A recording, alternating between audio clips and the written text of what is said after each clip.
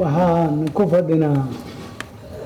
29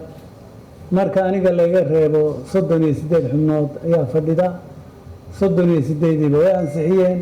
wax diiday male wax ka aamusanay male sidaasuu ajendadeenu sax okay ali waayahay akhri jamhuuriyadda federaalka soomaaliya golaha aqalka sare baarlamaanka federaalka soomaaliya go-aan maamul magacaabis habdhowraha iyo ku-xigeenkiisa muqdisho juun 11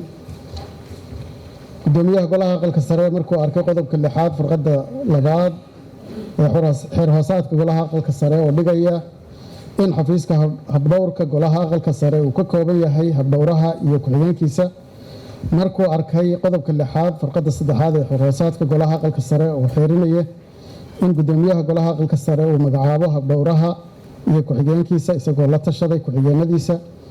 markuu la tashaday gudoomiye ku-xigeenada koowaad iyo labaad ee golaha aqalka sare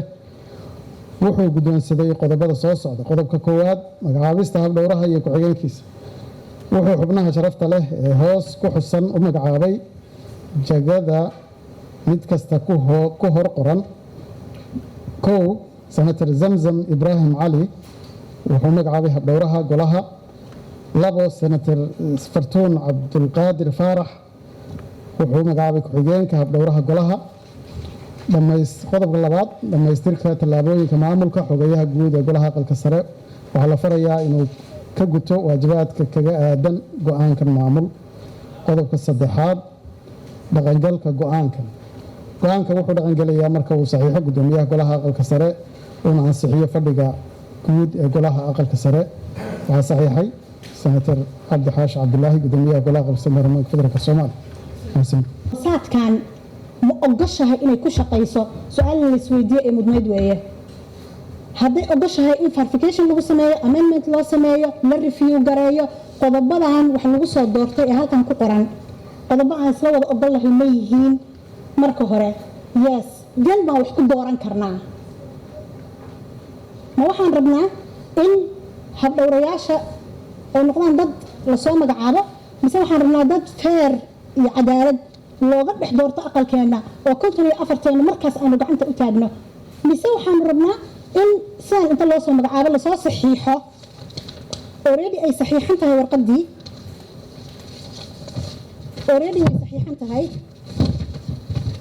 marka ka bacdi anaga ansixinteedana laga rabaa iyadii oo saxiixan marka seebaan rabnaa in aan aqalkan uga shaqayno oo xeer hoosaadkiisu uu yahay waa su-aal ay mudan tahay inantaan isweydiino inta aanan waxba dooranin ra'yigaasaan qabaa aad ba umahadsantihiin xubno cusub way soo galeen waa run laakiin waxa weeye xeerkiisu uu jiray xeer hoosaadka ayuu ku shaqaynayey habdhowrayaashana waxay ahayd doorasho ma ahayne waxay ahayd magacaabis bay ahayd waxaan leenahay xeerkeenna inaynu saxno oo haddii waxyaala laga saxo loo baahan yahay waa la saxayaa laakiin hadda inaynu nidhaahno xeer hoosaad cusub ayaynu shaqadii ka bilaabaynaa aniga ilama hagaagsana waa dib u noqosho waxa weeye 4 sano aqalkani soo shaqaynayay xeer hoosaadkaasuuna ku soo shaqaynayay meelaha haddii ay noqonayso qodobaad aynu isleenahay waxa laga bedelo waxa weeye markaynu howlihiisa gallo ayaynu ku bedelaynaa wixii jira mase qabo maanta inaad tidhaahdaan xubnaha badan baa cusub sidaa la ajligeed habdhowrihii yacni ahaa magacaabista maanta ma ogolin inuu socdo aniga erey fiican ilama aha waa dib u noqosho taas xeer hoosaadka waa saxaynaa wixii sixitaan u baahan laakiin anigu ma qabo inaynu hadda bilowno xeer hoosaad cusub oo aynu samayno aad iyo aad baad u mahadsantihiin intaasaan odhan lahaanu walkaa mudana gudoomiye runtii halkaas ma rabna inay halqmareen naga noqoto waxaan rabnaa aqalkan taluu ku dhisan yahay sharci buu ku dhisan yahay sharciga waxa uu yahay in la raaco guddoonka tariibkii hore waxaan ku ahaynay cod gacantaaga ayaa lagu ansixiyey cod qarsoodina waa aheeday habdhowrka cod gacantaagna waa aheeday qofkan inuu tartamo xaq u lahaa in naloo soo magacaabo maanta isagoo saxiixo naloo keena sharci uma lahayn ka baarlamaan ahaan ka aqal sare ahaan waxaan qabaa arrintaas waa dhacday dee berrina sharci walbo lasoo saxiixo in naloo keeno waa soo saxiixin nala dhahay dhici doonto wabilaahi towfiiq mudane guddoomiye aniga waxaan isleeyahay qodobka ay xildhibaanadu ka dhawaajiyeen oo hadda ay ka hadleen waa sax in mar walba sixitaan lagu sameeyo xeer hoosaadka golo uu leeyahay laakiin dhinaca kale marka laga fiiriyo ani xildhibaanada waxaan dhihi lahaa golaha shuruucdiisa iyo nidaamka u degsani marna ma cusba waxa lagu shaqaynayana hadda wixii u qoran wey ama qofku gadaal uga soo biiro ama ha ku jiro xubin ka ahaado laakiin mar walba waxa lagu shaqaynayo waa sharciga goluhu uu leeyahay xeer hoosaadka uu goluhu leeyahay hadduu caddaynayo in uu guddoomiyaha goluhu soo magacaabo xubinta habdhowraha iyo ku-xigeenkiisa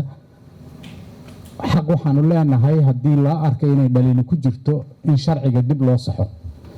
laakiin hadda waxa lagu shaqaynayo waa waxa qoran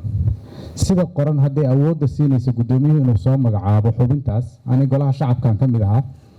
golaha shacabka sidaasaa lagu soo magacaabayay waxaa u qoran oo sharcigiisa ku qoran inuu guddoomiyuhu habdhowraha soo magacaabo danna goluhu uu ansixiyo sidaasaa lagu soo shaqaynaya aqalkaana sidoo kaleetaa u qoran marka waxaan isleeyahay xildhibaanada sharafta leh waa qasab mar walba in xeer hoosaadka tacdiilaad lagu sameeyo wax laga bedelo laakiin xeer hoosaadka wax ka bedelkiisa shaqada socota ma joojin karo markii asaga la bedelo oo shaqo laga qabto ayaa kadib lagu shaqayn karaa hadda waxaa lagu shaqaynayaa waa